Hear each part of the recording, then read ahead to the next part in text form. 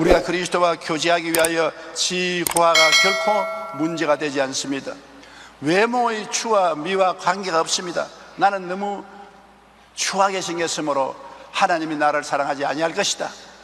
나는 사람들에게 기피를 당하는 사람이기 때문에 하나님이 나를 돌보지 않을 것이다.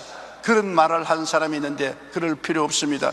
요한복음 1장 12절로 13절에 영접하는 자 곧 그 이름을 믿는 자들에게는 하나님의 자녀가 되는 권세를 주었으니 이는 혈통으로나 육정으로나 사람의 뜻으로 나지 아니하고 오직 하나님께로부터 난 자들이라. 혈통을 통해서 구원하는 것도 아니고 육정을 통해서 구원하는 것도 아닙니다. 우리 구원은 하나님의 아들 예수님을 믿음으로 하나님의 자녀로 직접 태어난 것입니다. 교제가 있으면 어떤 열매가 맺어지는 것입니까? 무엇 때문에 교제를 하게 되는 것입니까? 우리가 서로 교제하게 되면 이해하게 되는 것입니다. 아무리 모든 사람도 자주 만나고 같이 식사하고 대화하고 함께 지난 시간이 많으면 서로를 이해하게 돼요.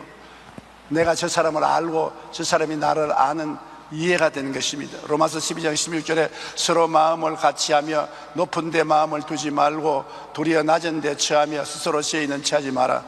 우리는 마음을 같이해서 대화를 하면 우리가 이해를 하게 되는 것입니다. 골로새서 2장 2절에 이는 그들로 마음의 위안을 받고 사랑 안에서 연합하여 확실한 이해의 모든 풍성함과 하나님의 비밀인 그리스도를 깨닫게 하려니라. 서로 이해를 풍성하게 하기 위해서 교제를 해야 되는 것입니다. 인간의 생활이 시작되면서 남자는 사냥꾼으로, 여자는 집과 자녀를 지키는 파수꾼으로서 그 역할을 해왔습니다. 사냥꾼은 비바람 속에도 짐승의 발자취 소리나 음성을 들어야 되기 때문에 그곳에 집중을 하는 것입니다. 그렇기 때문에 남자들의 성향은 자기가 몰두하는 일이 아니면 귀담아 들을 수 없습니다.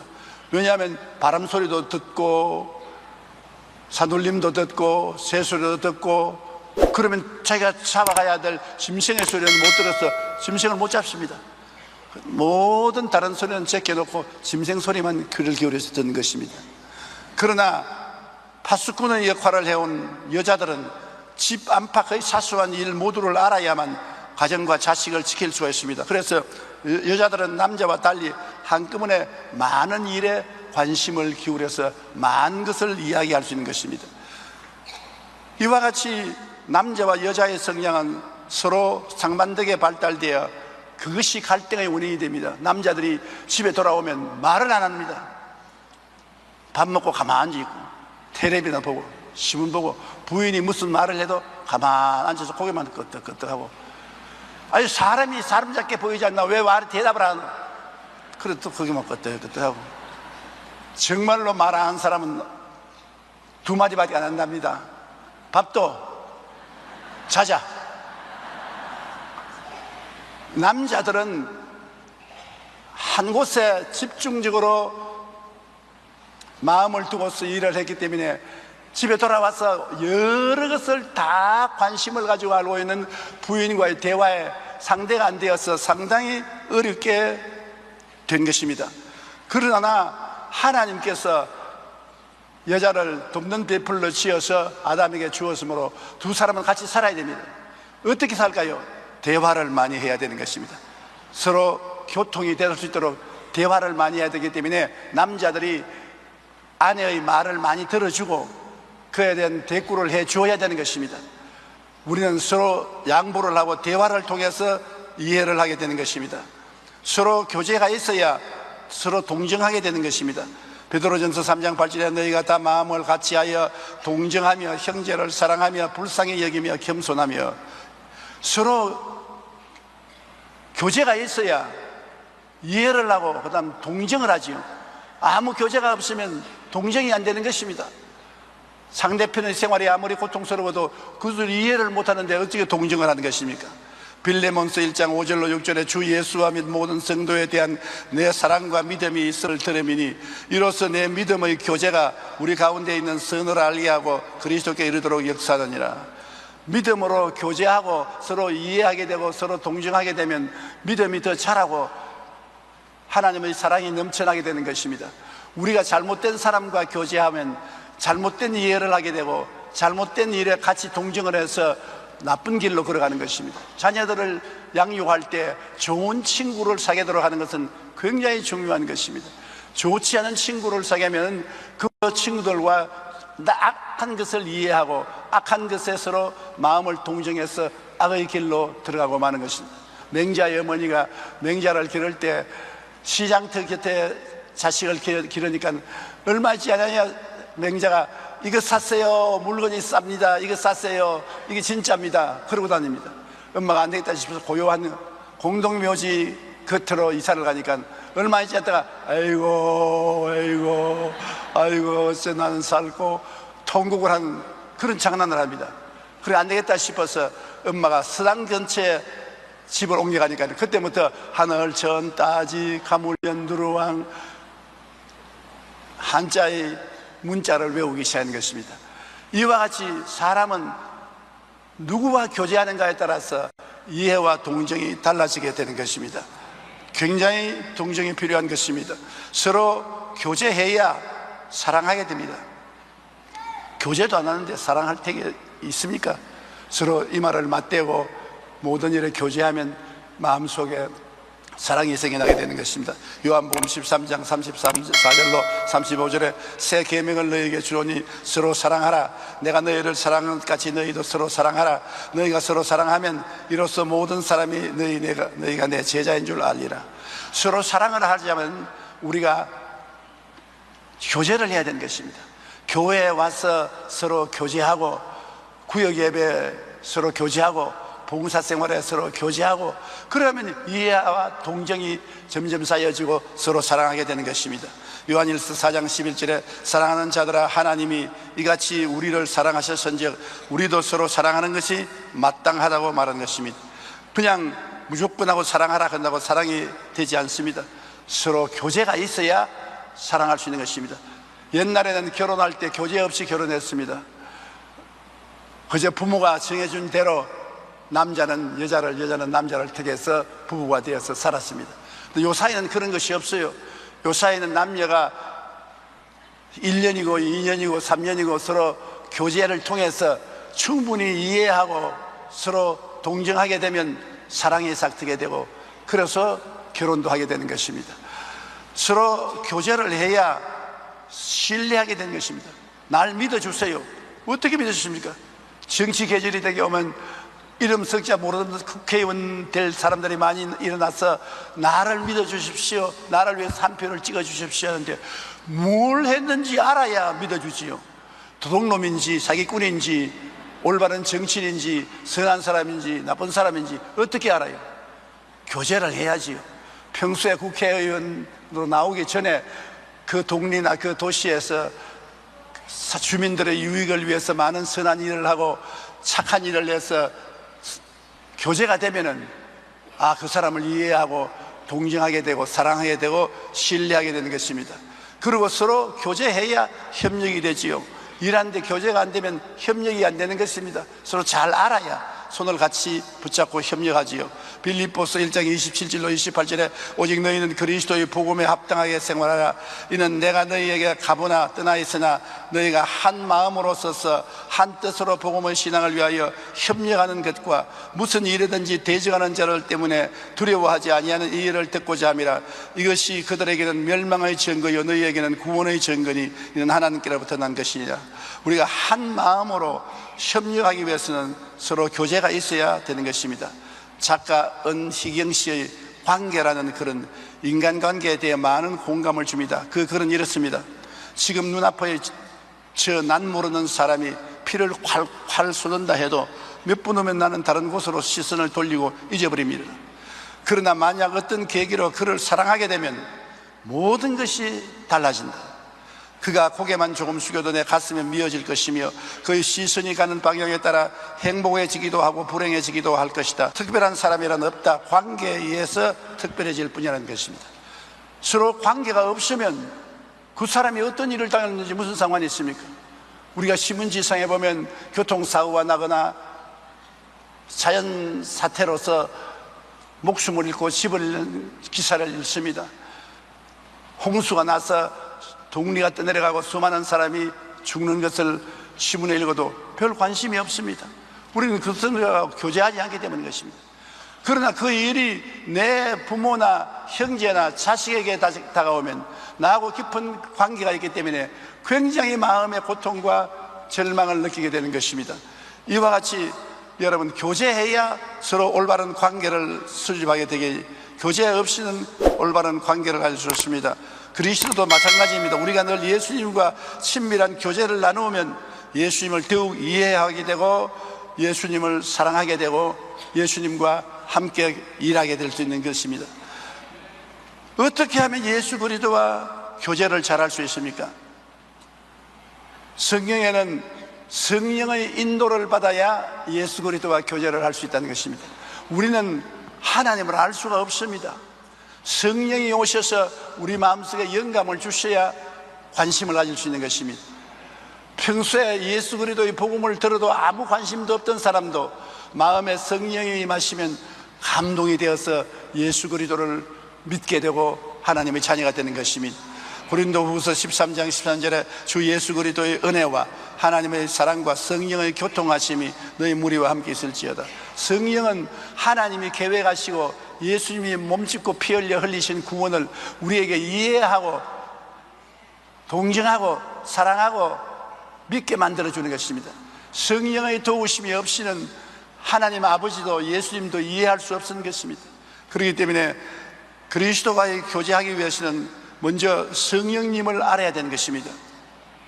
요한복음 16장 13절에 그러나 진리의 성령이 오시면 그가 너희를 모든 진리 가운데로 인도하시리니 그가 스스로 말하지 아니하고 오직 들은 것을 말하며 장래일을 너희에게 알리시리라.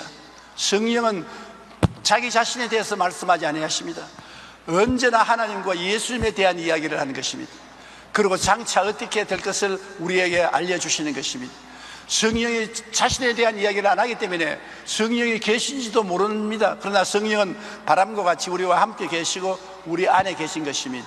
성령은 우리를 돕기 위해서 온 보혜사로서 항상 우리와 같이 계셔서 도움을 베풀어 주시는 것입니다. 자기 존재를 전혀 나타내지 않습니다. 항상 꽁꽁 숨어서 일하시는 것입니다. 그러나 우리 마음속으로는 성령님을 인정하고 환영하고 모시드리고 성령께 의지하고 바라면 성령은 숨어 계시면서도 우리에게 힘과 능력을 주시는 것입니다.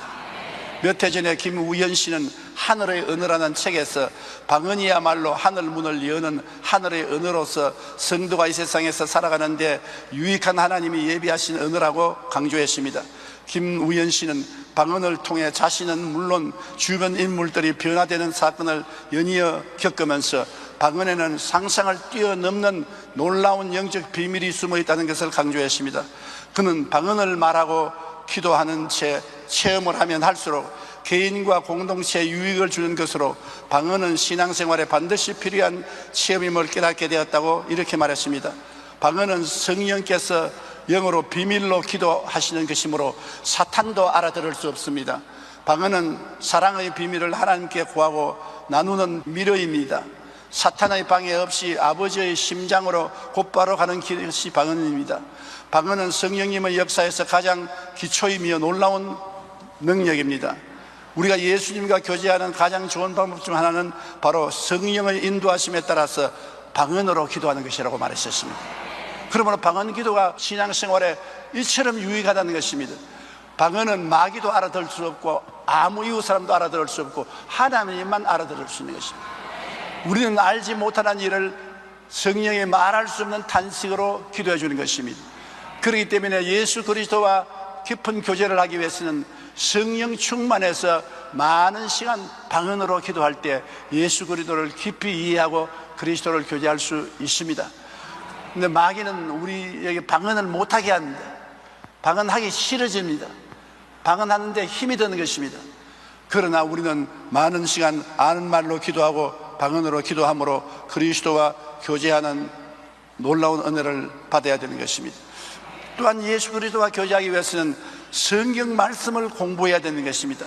요한복음 15장 7절에 너희가 내 안에 거하고 내 말이 너희 안에 거하면 무엇이든지 원하는 대로 구하라 그리하면 이루리라. 주의 말씀이 우리 안에 거해야 우리가 주님을 알 수 있는 것입니다. 하나님 성경을 떠나서 우리가 예수님에 대해서 알 수가 없습니다.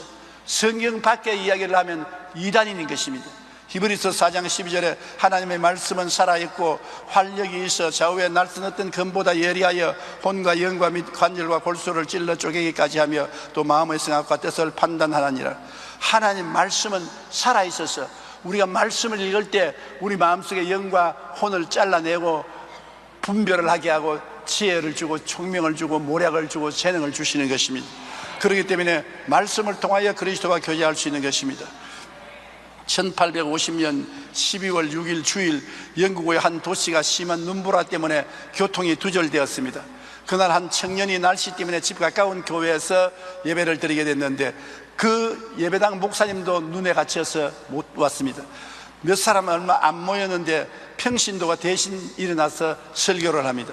얼마 안 되는 성도들 앞에 두고 그 평신도는 뜨듬거리며 이사야 45장 22절의 말씀을 읽었습니다. 땅의 모든 끝이여 내게로 돌이켜 구원을 받으라. 나는 하나님이라 다른 이가 없느니라. 그의 설교는 뜨듬거리고 서툴기가 그지없었습니다. 그러나 청년은 그 말씀을 들으며 자신의 신앙을 되돌아보게 되었습니다. 그는 나는 지금 하나님을 바라보고 있는가, 내게는 구원의 확신이 있는가를 생각하며 고민하고 있는데 그때 설교자는 그를 향해 젊은이, 그대는 매우 공고해 보입니다. 그럴수록 예수님만 바라보세요. 밑도 끝도 없이 자기만 쳐다보고서 고함을 칩니다. 이 청년은 그때 이 말씀이 마음에 깊이 박히게 되어 일평생 예수님만 바라보며 살았습니다. 그가 바로 훗날에 위대한 설교자가 된 찰스 스펄전 목사님인 것입니다. 이 사람은 위대한 목사의 설교를 통해서 구원을 받고 주의 종이 된 것이 아닙니다. 설교도 잘 못하고 말씀도 잘 이해 못하는 집사가 눈에 길이 막혀서 모든 목사를 대신해서 설교를 하고 자기를 가리켜서 정신 차리고 예수 바라보라, 그 말에 확 마음이 변해진 것입니다. 그래서 말씀을 통하여 그는 위대한 주의 종이 된 것입니다. 히브리서 4장 12절에 하나님의 말씀은 살아있고 활력이 있다고 합니다. 살아있는 것입니다. 하나님의 말씀은 죽은 말씀이 아닌 것입니다. 하나님 말씀을 마음에 간직하고 외우고 입으로 시인하면 그 말씀이 살아서 운동력이 있어 활동을 하는 것입니다. 사람의 말도 살아있습니다. 죽고 사는 권세가 혀에 있으니 혀를 사용하게 주어진 그 열매를 먹으리라. 우리가 혀를 사용함으로 생사를 가름하는 것입니다. 우리 사람의 말도 살아있는데 하나님의 말씀은 더욱 살아있어 우리 가운데 역사하는 것입니다.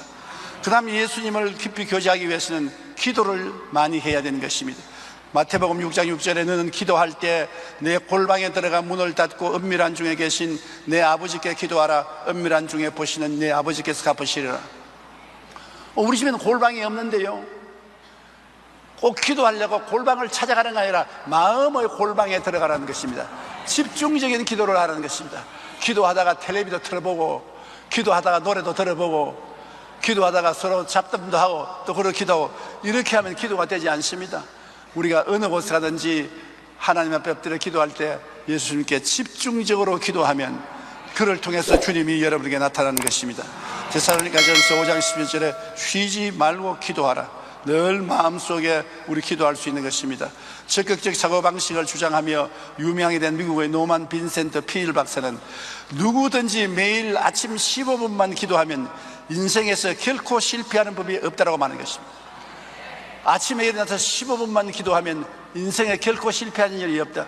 그런데 사실 아침에 일어나서 15분 집중해서 기도하는 사람이 얼마나 많습니까? 상당히 오래 기도했다고 생각해도 5분입니다 15분이면 상당히 긴 시간입니다. 우리 한국이 세계적으로 신앙적인 축복을 받고 비선교국에서 선교국이 되고 수많은 선교사가 외국에 나갈 수 있는 것은 한국의 교회의 기도 생활 때문인 것입니다. 주일도 기도하고 수요일도 기도하고 금요일도 기도하고 철야기도도 있지만 무엇보다도 새벽 기도에 일찍이 나와서 기도하는 것은 우리가 주님과 굉장히 가까이 가게 만들어주는 것입니다. 새벽 기도를 한국 사람처럼 열심히 하는 나라는 없습니다. 우리가 이런 기도를 통해서 하나님의 특별한 은혜를 받고 축복을 받아서 오늘날 이처럼 잘 살게 된 것입니다. 정말 간절히 기도하면 단지 15번일지라도 하나님을 만날 수가 있고 예수님과 교제가 이루어질 수 있는 것입니다. 그 다음 예수와 가까워지려면 교회에 와야 되는 것입니다. 사도행전 2장 46절에 날마다 마음을 같이하여 성전에 모이기를 힘쓴다. 교회에 와야 예수님과 가까워지는 것입니다. 시장에 가까워지려면 시장에 가야 되고, 학문에 가까워지려면 학교에 가야 되고, 예수님과 가까워지려면 교회에 가까워져야 되는 것입니다. 마태복음 18장 19절로 20절에 너희 중에 두 사람이 땅에서 합심하여 무엇이든지 구하면 하늘에 계신 내 아버지께서 그들을 위하여 이루게 하시리라. 두세 사람이 내 이름으로 모인 곳은 나도 그들 중에 있느니라. 오늘 우리는 10,000명 이상이 모였습니다. 그러니 여기에 주님이 안 계실 수가 없습니다. 말씀이 그렇게 말합니다. 너희 두세 사람이 내 이름으로 모인 것은 나도 너희 가운데 있겠노라. 그러므로 우리 수만 헤아리지 말고 그 수에 예수님 수를 보태야 되는 것입니다. 예수님 이 자리에 계십니다. 성경이 그렇게 말씀하고 있는 것입니다. 저 하늘이 무너지고 이 땅에 꺼져도 1.1핵도 변치 않는 성경이 예수님이 내가 너와 같이 있다고 말하는 것입니다. 그러므로 우리는 예수님께 모든 짐을 맡길 수가 있는 것입니다. 교회를 통해서 우리는 그리스도와 가까워지고 소그룹 모임을 통하여 그리스도와 가까워질 수 있는 것입니다. 구역 예배 말입니다. 전도서 4장 11장 11절과 12절에 두 사람이 함께 누우면 따뜻하거니와 한 사람이면 어찌 따뜻하랴. 한 사람이면 배하겠거니와 두 사람이면 맞설 수 있나니 세 겹줄은 쉽게 끊어지지 아니하느니라. 두 사람 이상 세 사람이 되면은 굉장히 강력한 힘이 생겨난다는 것입니다. 히브리서 10장 25절에 모이기를 피하는 어떤 사람들의 습관과 같이 하지 말고 오직 권하여 그날이 가까우면 올수록 더욱 그리하자. 열심히 두세 사람 모인 데서 하나님을 만나고 예수님과 교제할 수 있는 것입니다. 초대교회는 복음이 여러 지역으로 확산됨에 따라 가정교회들이 많이 생겨나게 되었습니다. 성경은 가정에 모여서 함께 떡을 떼며 말씀을 읽고 기도하며 놀라운 영적인 부흥을 일으키게 된 것입니다. 이는 바로 오늘날 구역 예배와 같은 소그룹 모임을 통한 교제와 같습니다. 우리 교회도 서대문회로부터 시작해서 엄청난 부흥을 할 때 구역 예배가 굉장히 강력해졌습니다. 구역 예배를 통해서 우리 여의도 순복음교회가 세계적인 교회로 성장 발전하게 된 것입니다. 오늘날 우리 여의도 순복음교회가 이처럼 부흥하고 발전할 수 있었던 이 요인은 바로 구역 예배에 있는 것입니다. 과거 우리 교회의 구역 예배는 말로 다할 수 없이 역동적이었습니다. 성도들이 모여서 하나님을 찬양하고 말씀을 읽고 서로 간에 신앙의 체험을 나누고 학심으로 기도함으로 병자가 고침받고 귀신이 쫓겨나가고 성령 세례를 받고 문제가 해결되고 방언을 하고 하나님의 영광이 충만했습니다. 잠언서 27장 17절에는 철이 철을 날카롭게 하는 것 같이 사람이 그의 친구의 얼굴을 빛나게 하느니라고 말씀하고 있는 것입니다. 소그룹을 통해서 우리는 성령님의 도우심을 받아 그리스도와 더욱 가깝게 교제할 수 있습니다. 서로 친면할 수가 있는 것입니다. 오늘날 우리 교회에서 시작한 소그룹 운동은 전 세계 교회에 넘쳐나게 된 것입니다. 전 세계 교회가 소그룹을 만들어서 주중에 서로 모여서 기도하고 하나님을 찬미함으로 굉장한 은혜를 받게 된 것입니다. 혼자서 기도하는 것보다도 두세 사람 이상 모여서 사연을 알고 기도하니까 힘이 있지요. 교회에 오면 내 사연을 다른 사람이 다 알아줄 수가 없습니다. 내 기도는 나를 위해서만 하지요.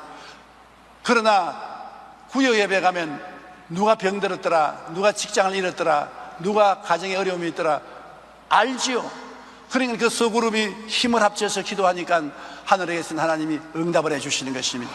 그러므로 많은 사람이 예수님을 믿게 되고 강한 믿음을 갖게 되고 교회가 자라게 되는 것입니다. 우리가 예수 그리스도와 교제하면 어떤 열매를 맺습니까? 예수 그리스도와 교제하면 죄사함을 받고 의롭다함을 얻습니다.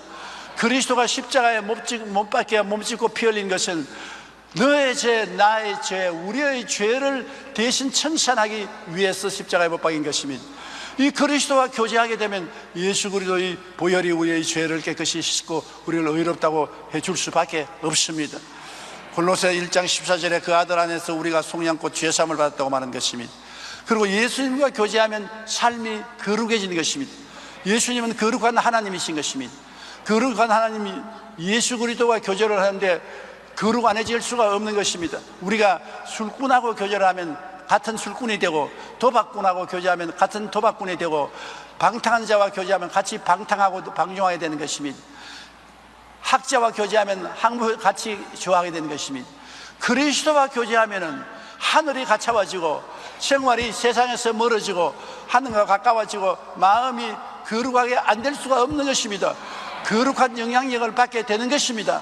그렇기 때문에 그리스도와 교제하는 열매는 삶의 성결화인 것입니다. 우리의 신앙생활은 그물과 같아서 항상 그리스도와 교제함으로 우리 신앙의 그물이 찢어지지 않도록, 찢기고 세상이 다가오지 않도록 우리가 정비를 하면 하나님의 은총을 받게 되는 것입니다. 예수 그리스도와 교제하면 어떤 열매가 생기느냐? 심신이 건강해지는 것입니다. 많은 사람들이 마음의 죄책과 좌절과 절망으로 마음이 병들고, 또 육체가 병들고, 생활이 병들고, 인생과 병은 떠나지 않습니다.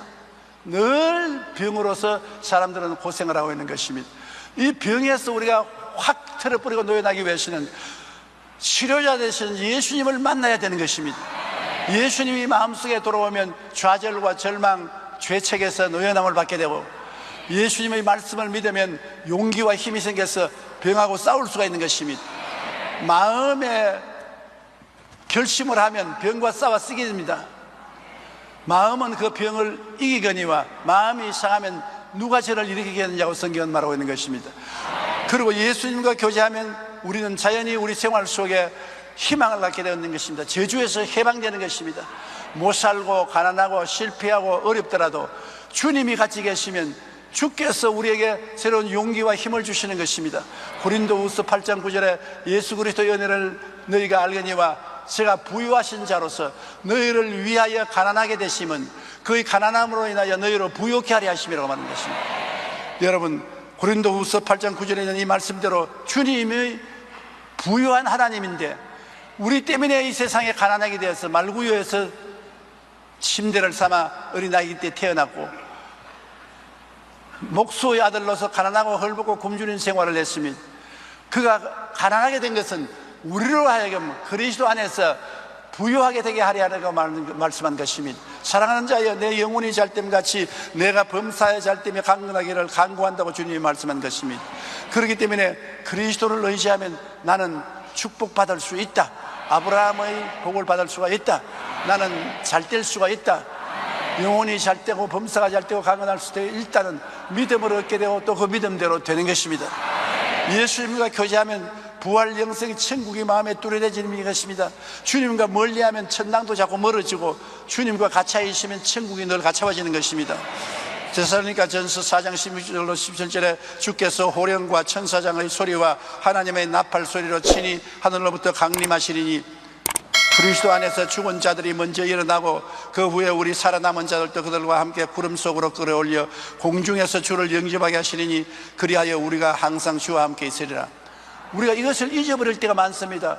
세상살이에 너무 골몰하고 취해 있어서 세상만 꽉 들어차고 주님이 오실 약속을 잊어버릴 때가 많습니다. 그러나 예수 그리스도와 교제함으로 우리 영이 잠에서 깨어나서 항상 하늘을 쳐다보고 주님의 강림하심을 기다리는 것입니다. 낮에나 밤에나 눈물을 흘리며 내 주님 오시기를 기다립니다 말한 것처럼 항상 주님이 큰 소리로 고함을 치시면서 강림하실 때 죽은 자들이 다 부활의 몸을 얻고 살아남은 우리도 변화되어 공중으로 올라가 주님과 영원히 산다는 주의 약속이 우리 마음속에 사라지지 않고 확실히 살아서 일하게 되는 것입니다. 독일의 신학자 본 헤퍼는 그의 박사 논문에서 성도의 교제에 관해 이렇게 말했습니다. 거기서 그는 성도 간에 어떻게 하면 형식적이지 않고 진정한 교제, 거룩한 교제로 나아갈 수 있을까 고민했습니다. 그는 성도의 진정한 변화는 그리스도와의 교제로 이루어지는 관점에서 이렇게 말했습니다. 그리스도인 간의 교제란 예수 그리스도를 사이에 두고 교제해야 참 교제가 될 수 있으며 예수 그리스도와 함께 예수 그리스도 안에서 교제해야 그 교제가 참 교제가 되는 것이다. 참다운 교제는 결국 내 힘으로 되는 것이 아니라 예수 그리스도의 힘으로 되는 것이다. 그러므로 예수 그리스도를 통한 교제만이 성도 간의 교제를 거룩한 교제로 성화시킬 수 있다고 말한 것입니다. 가족도 친구도 서로 늘 교제해야 가까워지는 것입니다. 그리고 그 교제는 주님 안에서 할 때 건강하고 진정한 교제가 되는 것입니다. 하나님은 우리를 부르셔서 그리스도와 교제하게 만들어 주셨습니다. 그것은 예수 그리스도를 닮게 하려고 그렇게 한 것입니다. 우리가 다 세상에 속에서 마귀와 교제하며 살았는데 하나님이 우리를 택하시고 부르셔서 이제 내 아들 예수 그리스도와 교제하라. 그래서 그리스도 안에서 우리가 성령과 말씀과 교회 출석과 소그룹 기도회와 이런 것을 통해서 예수님에 대한 말을 하고 듣고 기도를 통해서 체험하고 그리스도와 교제함으로 우리 영혼이 변화된 것입니다. 죄에서 해방되고 세상에서 자유를 얻고 병고침을 받고 저주에서 해방되고 미래 천국에 대한 확실한 신앙을 얻는 열매를 얻게 되는 것입니다. 그래서 그리스도의 교제가 우리 예수 믿는 성도들 간의 교제를 두텁게 만들고 성도들 간의 교제가 또 예수 그리스도와 교제를 두텁게 만드는 것입니다. 가족도 친구도 서로 늘 교제해야 가까워지는 것입니다. 교제 안 하면 멀어지는 것입니다. 서로 만나서 짧은 시간이라도 대화를 해야 돼요. 요사이 부모님과 자녀들이 가까워지지 않은 것은 교제가 없는 것입니다. 부모가 시간을 내어서 자녀들과 같이 낚시도 가고 등산도 하고 놀러도 가고 교제를 해야 친해지지요. 그냥 집에서 옷 입혀주고 밥 먹여주고 재워주고 공부시켜준다고 되는 것이 아닌 것입니다. 교제는 굉장히 중요한 것입니다. 요사이는 전화가 있기 때문에 핸드폰으로 전화도 할 수 있는 것입니다. 몸으로 못 만나면 말로서도 서로 교제해야 되는 것입니다. 많은 가정이 이혼하고 파괴된 이유도 부부간에 서로 교제가 없습니다. 그냥 집에서 같이 살지 서로 대화하고 의논하고 함께하는 삶이 너무나 없이 서로 바쁩니다. 그래서 돈은 벌어놓고 생활은 부유하게 해놨으나 가정은 깨지고 마는 것입니다. 그렇기 때문에 늘 교제해야 가까워지는 것입니다. 하나님은 우리를 부르셔서 그리스도와 교제케 하셔서 그리스도를 닮게 만들어 주신 것입니다. 그렇기 때문에 우리는 매일같이 그리스도와 교제해야 되는 것입니다. 그리스도와 함께 교제함으로 기도를 통하여 방언을 통하여 말씀을 통하여 찬미와 예배를 통하여 그리스도와 어찌하든지 많은 시간을 보내고 교제를 하게 되면 그리스도의 삶이 우리에게 나타나고 예수님의 열매가 우리 생활 속에 나타나게 되고 사람들마다 저 사람은 예수 믿는 사람이다, 저 가정은 예수 믿는 가정이다, 말 안 해도 예수님의 향기를 맡고 예수님의 열매를 맛보게 되는 것입니다. 그러므로 하나님이 우리를 부르셔서 그리스도와 교제하게 만들었으므로 하나님은 우리가 그리스도와 교제를 잘할 때 기뻐하고 즐거워하고 영광을 받으시는 것입니다. 여러분은 항상 그리스도와 교제하는데 게을리되지 마시기를 주님 이름으로 축원합니다. 우리 기도드리겠습니다. 사랑이 많으신 우리 아버지 하나님, 우리는 텔레비전을 통해서 세상을 우리 안방까지 갖다 놓고 있습니다. 인터넷을 통해서 온 세계와 교제하고 있는 것입니다. 핸드폰을 통해서 멀리 있는 사람과도 교제합니다. 그러면서도 예수 그리스도와 교제를 등한히 한 때가 많습니다. 신앙이 식어지고 교회가 가는 것이 형식적이 될 때가 많은데 하나님이 우리를 부르셔서 그 아들 예수 그리스도와 교제케 하시고 그게 되기를 기다리고 계십니다. 하나님의 뜻을 쫓아 우리는 그리스도와 교제하고 그리스도 안에 신앙이 깊어지게 되게 도와주시옵소서. 예수님 이름으로 기도드리옵나이다. 아멘. 배가 10시에 물에 완전히 잠기게 된 것입니다. 제자들이 저들의 모든 배를 부리는 기술을 다 동원했어요. 아무리 물을 퍼내고 배의 방향을 바로잡으려 해도 그렇게 되질 않았습니다. 나중에 절망에 처해서 이제는 죽을 수밖에 없다는 상황에 처하게 된 것입니다. 그럴 때 갑자기 배 안에 예수님께서 함께 계시나 주무시고 있는 것을 깨달았습니다. 그들은 뛰어가서 예수님 앞에 나왔습니다. 주님, 주님, 우리가 죽게 되었사옵니다. 주께서 우리를 돌보시지 아니하시나이까? 그럴 때 예수님께서 제 아들의 기도와 간구를 들으시고 일어나셔서 바람과 파도를 꾸짖으시며 즉시로 바람이 자고 파도가 잠잠하게 되어버리고 마는 것입니다. 바로 이 예수님께서는 오늘도 여러분과 나의 주가 되시며 성령으로 말미암아 우리 가운데 지금도 역사하고 계시는 것입니다. 우리의 영적인 생활이나 우리의 가정이나 사업이나 우리 국가나 어떠한 흉흉한 바람이 불어오고 파도가 치온다할지라도 역사를 주장하시는 예수님, 인간의 운명을 좌우하시는 하늘과 땅의 모든 권세를 다 가지고 계시는 예수님을 잠에서 깨워 일으키며 그 예수님께 기도할 때 오늘날 또 주님은 여러분과 나의 운명을 변화시키며 우리의 생활에 흑암에서 광명을, 죽음에서 생명을, 패배에서 승리를 가져오는 그 기적을 지금도 베푸시게 되는 것입니다. 성경에는 분명하게 예수 그리스도는 어제나 오늘이나 영원토록 동일하다고 말씀하고 있기 때문인 것입니다. 전 요번에 미국에서 미국 기독교 신조들의 놀라운 분발하는 것을 보았습니다. 지금 미국이 상당히 침울한 가운데 처해 있습니다. 이러한 사태로 말미암아 50여 명의 인질을 잡혀놓고 이 문제를 해결하지 못해서 고민하고 분민하고 있습니다. 더구나 특공대를 보내서 구출하려고 하다가 이것이 실패됨으로 말미암아 미국 전 조야는 굉장히 침울하고 먹장 구름이 뒤덮여 있습니다. 그런데다가 경제적인 여러 가지 어려움과 인프레가 겹쳐 있습니다. 세계적인 대국으로서의 미국의 모습이 초라하기 짝이 없이 되어 있습니다. 이렇게 되자 미국 성도 100만 명이 워싱턴 행진을 감행했습니다. 미국 각지에서 100여만 명의 예수 믿는 성도들이 워싱턴 DC에 모여서 백악관 앞에서 기도회를 가지는 것을 텔레비에서 보았습니다. 100만 명이 아침부터 모여가지고서 밤늦게까지 하나님이여 미국을 도와주시옵소서, 미국을 살려달라고 부르짖고 기도하는 것을 보았습니다. 나는 거기에서 새로운 미국의 모습을 보았습니다. 미국이 결코 이 땅에서 2등 국민으로 전락하지 아니할 것이고 망하지 아니할 것을 그 100만 성도가 백악관에 모여서 하루 종일 기도하고 있는 것을 볼 때 가슴 속에 뭉클하게 느끼게 된 것입니다. 오늘날 우리 대한민국 국민들, 우리들도 주님 앞에 모여서 부르짖어 기도할 때인 것입니다.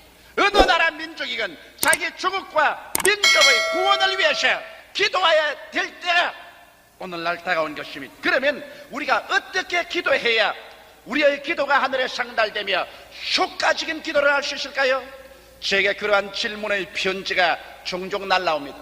나는 아무리 기도해도 상달되지가 않습니다. 나는 기도해도 하나님께서 응답하는 것 같지가 않습니다. 어떻게 해야 나도 하나님께 응답받는 기도를 할 수 있을까요? 이와 같은 질의를 나옵니다. 나는 거기에 대해서 오늘 몇 가지로 대답해 드리고자 하는 것입니다. 우리의 기도가 하늘에 상달되기 위해서 첫째로 우리는 회개의 기도를 드려야만 하는 것입니다. 우리 주 예수께서도 우리에게 와서 복음을 전할 때 먼저 외친 말씀이 회개하라, 천국이 가까웠다, 그렇게 말씀하신 것입니다. 아담과 하와 가운데서 우리가 타락해서 하나님을 배반하고 나오지 않았으면 회개할 것이 없겠죠. 그러나 우리 조상 아담과 하와 안에서 우리들은 하나님을 배반했고 또 그 후손인 오늘 이 시간까지 우리는 우리의 삶에서 우리는 항상 하나님을 거역하고 반역하는 삶을 계속 살아왔기 때문에 하나님 앞에 나가기 위해서는 회개하지 않고 나갈 도리가 없는 것입니다. 무엇을 회개할까요? 하나님을 섬기지 않는 죄를 우리는 회개해야 될 것인 것입니다. 수없이 많은 사람들이 이 땅에 살면서 육신의 정욕, 안목의 정욕과 이 세상 자랑을 취하고 부귀 영화 공명을 하나님으로 삼고 섬기지만은 진실로 하늘과 땅과 세계와 그 가운데 모든 것을 지으시고 우리의 생명의 원천이 되시는 하나님을 배반하고 잊어버리고 우리는 살았었습니다. 우리는 이 세상 사회 윤리 도덕으로 보아시도 자기 부모를 거역하고 부모를 반역하는 사람을 이 세상에서 버림받은 자로 낙인 찍심이 하물며 천지를 지으신 하나님, 우리의 생명의 창시자인 하나님을 알지 못하고 그를 반역하고 산 삶이 어찌 회개하지 않고 하나님 앞에 나올 수가 있겠습니까? 성경에는 로마서 1장 18절로 20절에 하나님의 진노가 불의로 진리를 막는 사람들의 모든 경건치 않음과 불의에 대하여 하늘로 쫓아 나타나느니 이는 하나님을 알만한 것이 저희 속에 보임이라. 하나님께서 이를 저희에게 보이셨느니라. 창세로부터 거의 보이지 아니하는 것들 곧 그 영원하신 능력과 신성이 그 만드신 만물에 분명히 보여 알기라니 그러므로 저희가 핑계치 못할지니라고 말한 것입니다. 오늘 진실한 무신론자는 있을 수가 없습니다. 하늘이 하나님의 영광을 선포하고 그 만드신 만물이 하나님의 살아계심을 우리의 양심에 비춰주는 것입니다. 우리가 하나님을 공경하지 아니하고 숨기지 않으려고 마음속에 작정했기 때문에 반역하는 것이지, 진실로 하나님이 계시지 않는다고 증명할 수 있었기 때문에 하나님을 믿지 않은 것은 없습니다. 이러기 때문에 우리들은 오늘 이 시간에 하나님을 숨기지 못한 죄를 회개해야만 하는 것입니다. 우리는 늘 말합니다. 나는 돈벌이에 바쁩니다. 나는 시간에 쫓깁니다. 나는 이 세상에서 너무 바쁘기 때문에 하나님을 숨길 시간이 없습니다. 그런 말을 합니다. 여러분, 하나님을 숨기지 않고 버림받고 나중에 공동묘지 속에 들어가고 영원한 지옥불에 불탈 때는 영원한 시간이 남아있을 것입니다. 오늘 이 시간에 살아있다는 이 시간에 우리는 회개하고 나와서 하나님 앞에 무릎을 꿇고 예수 그리스도를 구주로 모시고 나오는 회개의 역사가 있어야 기도가 응답받습니다.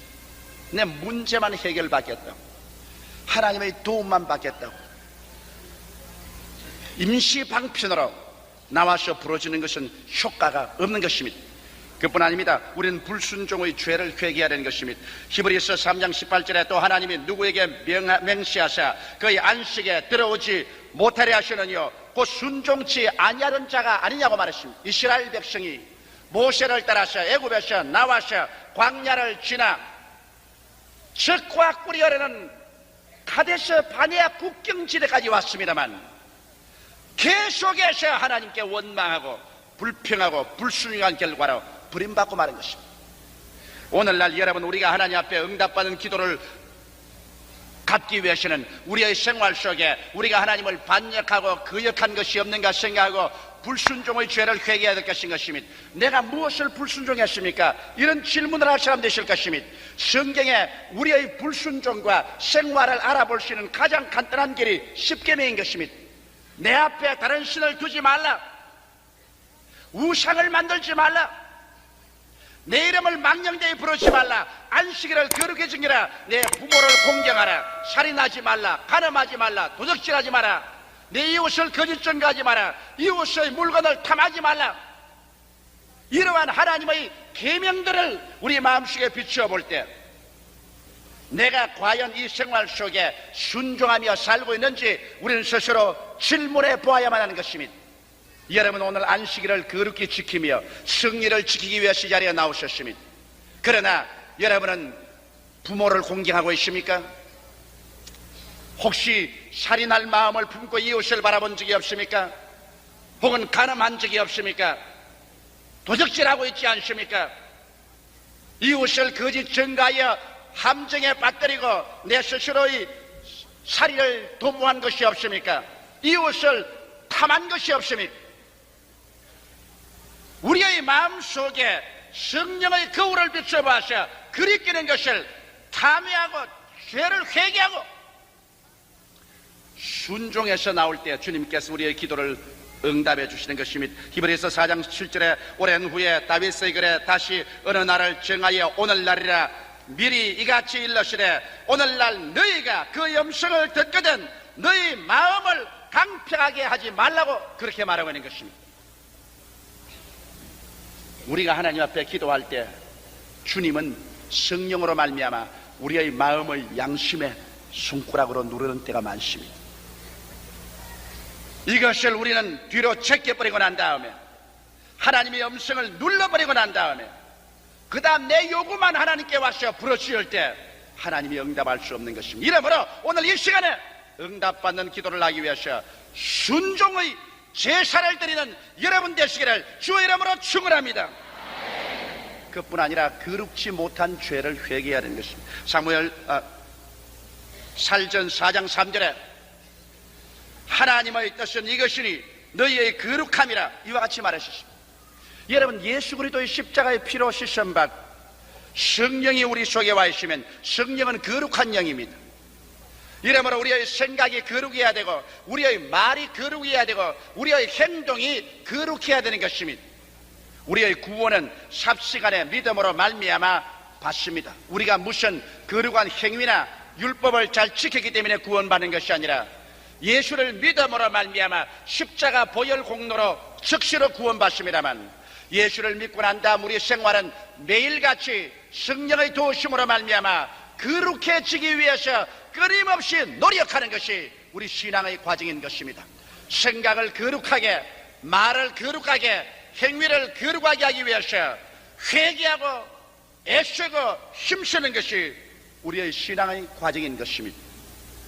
그뿐 아니라 우리가 응답받는 기도를 하기 위해서 회개해야 될 것은 사랑하지 못한 죄를 회개해야 되는 것입니다. 마태복음 6장 14절로 15절에 보면 너희가 사람의 과실을 용서하면 너희 천부께서도 너희 과실을 용서하려니와 너희가 사람의 과실을 용서하지 아니하면 너희 아버지께서도 너희 과실을 용서하지 아니하려고 말한 것입니다. 남편과 아내의 간에 감정의 대립, 부모와 자식 간에 감정의 대립, 성도 간에 서로 미워함이나 우리 이웃 간에 용서해 주지 못하는 마음이 있으면 이것이 여러분 기도를 막아버리고 마는 것입니다. 어느 부모치고 자기의 친자식들이 서로 화목하고 사랑하고 사는 것 보기를 원치 않은 사람 없을 것입니다. 그러나 부모의 자식이 서로 물고 찢고 참수한다면 그 부모의 마음속에 피를 흘리게 되는 것입니다. 우리 하나님께서는 모든 여러분이 서로 용서해주는 생활 가운데서 사랑하고 용납할 때 주님께서 기도를 응답하는 것입니다. 여러분, 하나님께서 귀가 둔하여 우리 기도를 듣지 못하심이 아닙니다. 팔이 짧아서 우리를 도와주지 못하심이 아닙니다.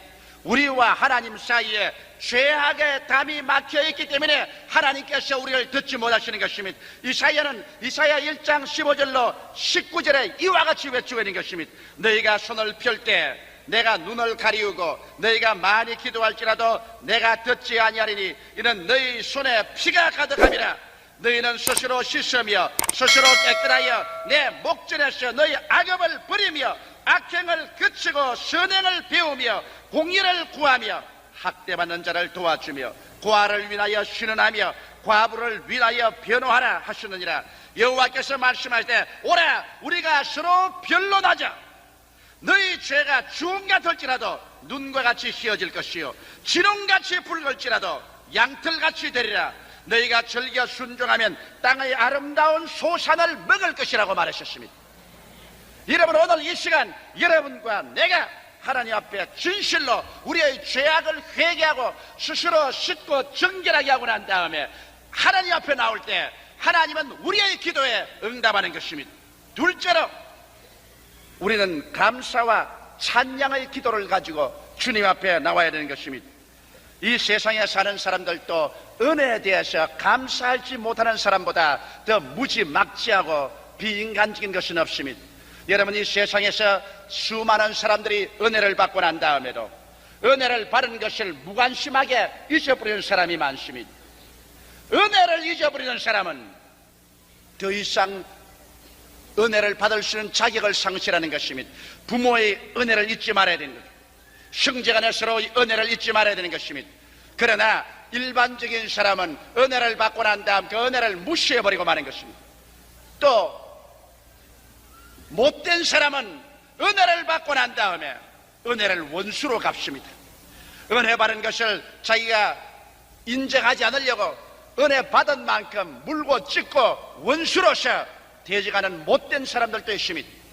그러나 참으로 하나님께서 귀하게 느끼고 아름답게 느끼는 존재는 은혜를 받고 난 다음 그 은혜에 대해서 감사하고 찬송하며 보답하는 삶을 살려고 하는 사람을 주님께서 돌보시는 것입니다. 여러분, 구약에서 하나님께서 내 마음에 가장 합당한 사람이라고 한 분이 다윗이었습니다. 다윗은 물론 살인죄도 지었고 간음죄도 지은 죄가 있습니다. 그러나 그것을 회개하고 자복하고 나올 때 하나님이 용서해 주었고, 하나님이 다윗을 귀하게 느끼고 사랑해 준 이유는 다윗은 가장 하나님께 감사와 찬양을 많이 드렸습니다. 시편 거의 전체가 다윗이 지은 시인 것입니다. 거기에는 절절히 감사와 찬송으로 넘치고 있는 것입니다. 신약 성경에도 하나님께서 바울을 크게 들어 사용했는데, 여러분, 바울은 그 서 안에서 어느 곳이나 하나님에 대한 감사와 찬양으로 넘칩니다. 그가 빌립보에 가서 복음을 전가하다가 잡혀서 감옥에 들어가 깊은 감옥에 차고에 묶였습니다. 그가 시련을 당하여 많이 얻어맞고 등이 터지고 피투성이가 되었음에도 불구하고 원망 한마디 하지 않고 밤중에 신라와 함께 하나님께 기도하고 여호와를 찬미했습니다. 그 찬송 소리에 하나님께서 얼마나 감동했던지 하나님께서 두 손을 들어서 빌립보의 옥터를 뛰어 흔들어버리며 빌립보시에 큰 지진이 일어나서 모든 옥문이 열리고 창구가 다 풀려버리고 마는 것입니다. 빌립보 4장 6절에 아무것도 염려하지 말고 오직 모든 일에 기도와 간구로 너희 구할 것을 감사함으로 하나님께 하리라고 말한 것입니다. 우리 사람들은 옛날에 받은 은혜는 쉽게 잊어버리고 현실에 당하는 고통 가운데서 원망하기는 대단히 즐거워하고 원망을 쉽게 합니다. 그러나 우리가 하나님 앞에 응답받는 기도를 하기 위해서는 과거에 하나님께로부터 받은 그 은혜를 감사하는 여러분 되시기를 주의 이름으로 축원합니다. 감사로 제사를 드리는 자가 나를 영화롭게 하나니 그 행위를 옳게 하는 자에게 하나님의 구원으로 보이리라고 말씀하셨습니다. 여러분, 우리 과거를 한번 돌이켜 보십시오. 우리 삶의 일기장의 페이지를 마음속에 돌아볼 때 감사할 일들이 한두 가지가 아닙니다. 이러한 것은 우연하게 여러분 기억 속에 기록된 것은 아닙니다.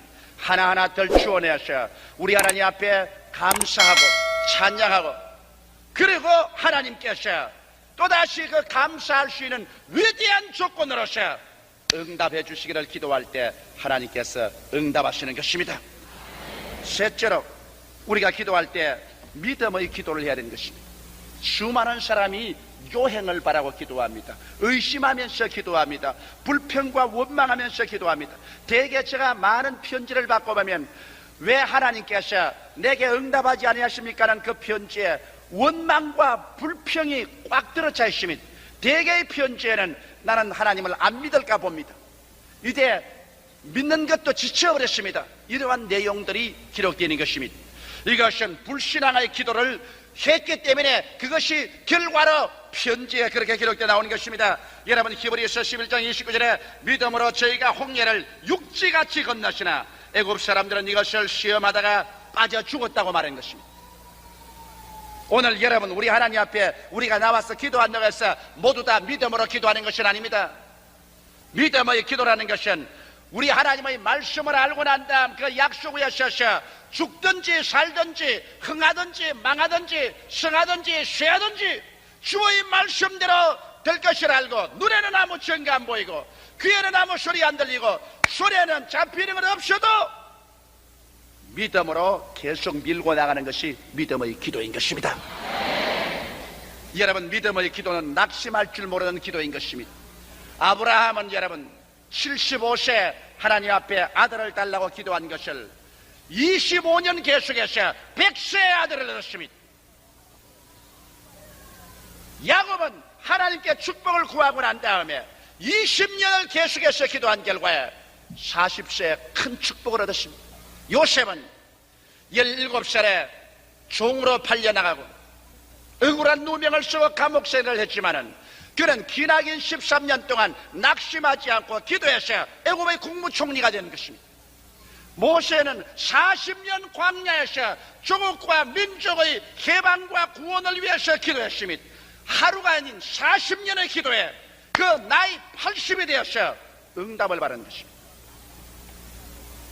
한 두어 달 기도하고 난 다음 응답이 오지 않는다고 하나님이 어디 살아계시느냐 믿을 필요도 없다, 그만 집어치워버리겠다는 것은 아직까지 기도의 기억, 니은, 뒷근도 배우지 못한 사람인 것입니다.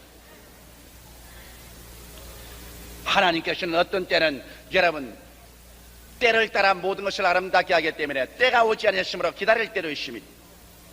어떤 때는 우리가 진실로 깨어져서 올바른 신앙의 바탕 위에 서야 응답해 주기 때문에 기다릴 때도 있는 것입니다. 난 요번에 바팔로에 가서 성회를 인도하다가 그게 놀라운 기적을 보았었습니다. 뉴욕의 심장 전문 의사인 최승욱 박사 부인 정태실 씨가 백내장에다가 윗병에다가 정신신경통으로 말미암아 전신이 못 쓰게 됐었습니다. 이래서 그 바팔로의 성회에 그 의학 박사 되는 그 남편이 그 딸도 의사이신데 그 어머니를 차에 모시고 왔습니다. 첫날 성회해 보니까 의자에 눕혀 놓았어요. 근데 이렇게 꼬부라져서 일어나지도 못하고 있어요. 그럼 내가 보기에 인간적인 생각이 들었습니다. 제 할머니는 기도해봤자 소용이 없겠다. 그 남편도 의학 박사고 그 딸도 의사이신데 얼마나 치료했겠느냐. 근데 저렇게 우울해져 가지고 서 있는데 내가 인간적으로 볼 때는 도저히 안 될 것 같았습니다. 그래서 관심 받게 두었습니다. 그리고 그날 설교를 하고 난 다음에 병자 위한 기도를 했는데 수많은 미국 사람들이 나와서 일어나기 시작한 것입니다. 근데 하나님 성령께서 제게 말씀하기를 오늘 척추가 상하고 수족을 모시는 사람이 이 시간에 낫고 또 백내장으로 말미암아 눈을 보지 못하는 사람이 낫는다는 계시를 주셨기 때문에 제가 그대로 발표를 했습니다.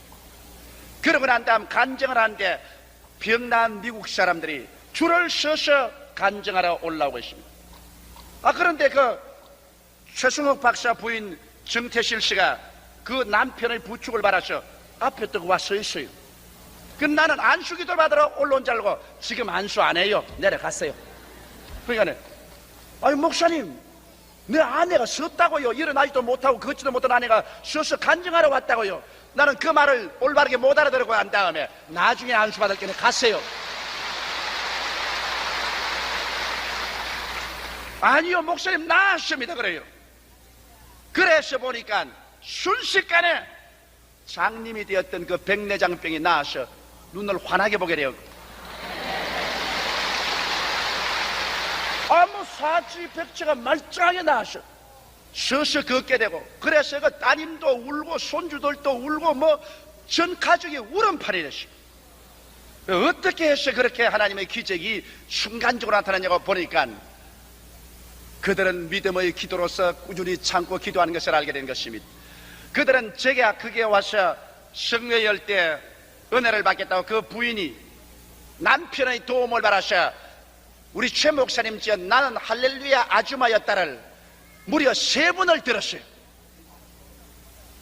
자기 눈으로 잘 읽지도 못하는 건 남에게 읽어달라고 해서 나는 할렐루야 아줌마였다를 3번이나 읽고, 그 다음에 우리 주일 교회 설교 테이프 100개를 구해가지고서 이 100개를 평균 한 설교를 3번 이상 들었다니까 300번 이상 설교를 들으셨습니다. 그렇게 마음에 믿음을 준비했습니다. 믿음은 들으면서 나며, 들으면 그리스도의 말씀으로 말미암기 때문에, 이래서 그냥 믿음이 충만해서 성회에 참석했고 성회 첫날에 책각 나와버리고 마는 것입니다.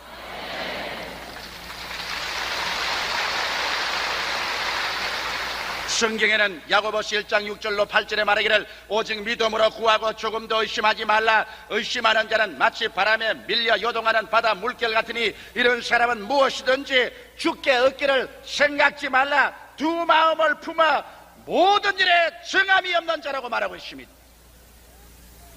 여러분, 그러므로 일단 기도하면 어떠한 환경이나 감각을 다 제껴놓고 난 다음 하나님의 말씀대로 이루어질 것을 알고 그 말씀을 부여잡고 엎드려서 계속 기도하는 것입니다. 믿음의 기도 아니고는 하나님의 마음을 감동시킬 수가 없습니다. 하나님께 나아가는 자는 반드시 그가 살아계신 것과 그에게 간구하는 자에게 상 주시는 이심을 믿어야만 할 것인 것입니다.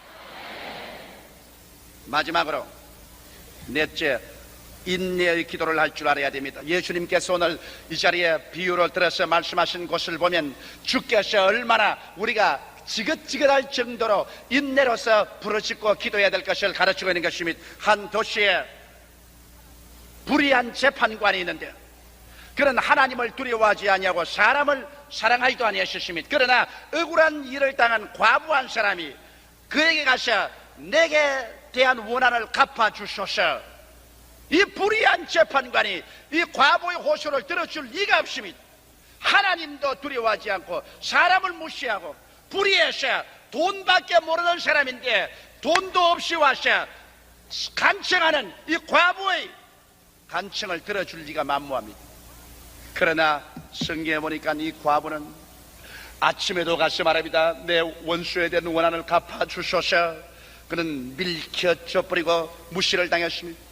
그는 점심때도 가서 말했습니다. 내 원수에 대한 원한을 갚아주소서.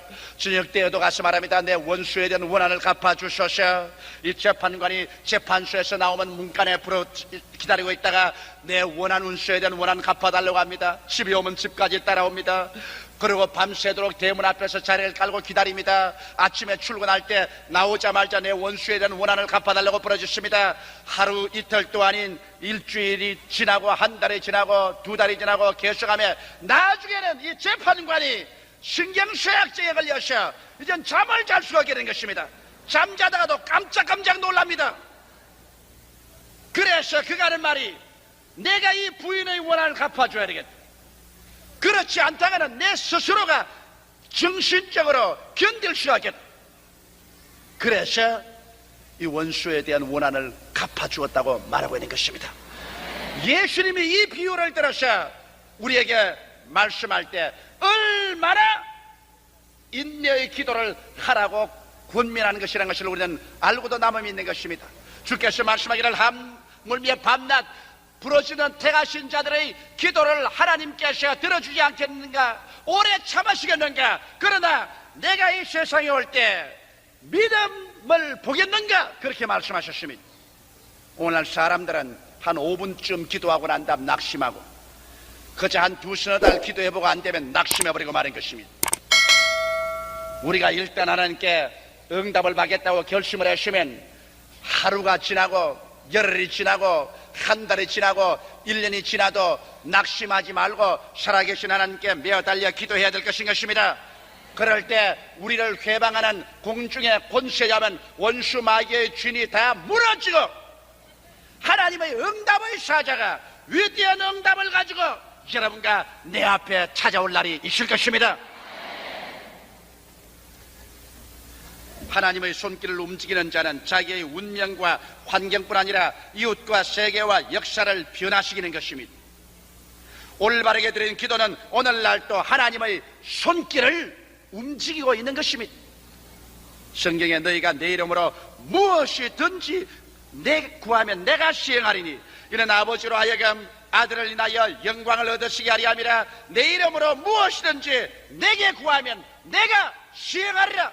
이렇게 주님께서 말씀하시므로 때를 얻든지 못 얻든지 주님 앞에 나아가서 엎드려 기도하여 하나님의 위대한 손길이 움직임으로 기적을 체험하고 내일은 오늘보다 다음 달은 금번달보다 명년은 금년보다 나아지는 삶을 살게 되시기를 주의 이름으로 축원합니다. 다 같이 고개 숙여 기도드리겠습니다. 살아계신 우리 하나님 아버지요, 어제나 오늘이나 영원토록 동일하시고 보좌에 계셔서 지금도 우리의 부르짖는 기도에 응답하시는 하나님 아버지 감사하옵나이다. 오늘 제 2부 예배 출석한 성도들 내 아버지 하나님께서 붙잡아 주시옵시고 은혜와 사랑을 베풀어 주시옵시고 주의 기적을 베풀어 주시옵소서. 이 방송을 시청하는 분이나 청취하는 분들에게도 주께서 은혜와 사랑을 베풀어 주셔서 하나님 아버지 회개의 기도, 감사 찬양의 기도, 믿음의 기도, 인내의 기도를 통하여서 하나님의 보좌가 흔들리게 도와주시옵시고 응답과 기적이 우리의 개인과 우리의 사회와 국가와 세계에 넘쳐나게 하여 주시옵소서. 기적을 베푸시는 하나님 아버지, 오늘 이 시간에 오른팔의 권세를 베풀어 주셔서 주의 기적이 오늘 성도들에게 넘쳐나게 하여 주시옵소서. 예수님 이름 받들어 기도드리옵나이다. 아멘.